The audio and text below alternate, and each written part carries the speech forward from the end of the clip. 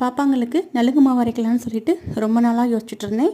But எங்கள் வீட்டில் இருக்கும்போது என்னால் எங்கேயும் போய் வாங்க முடியல. அதனால் அம்மா வீட்டுக்கு வந்திருக்கும்போது நாட்டு மருந்து கடையில் போய் வாங்கிட்டு வந்து இப்போ தான் வந்து அரைக்க போகிறேன்.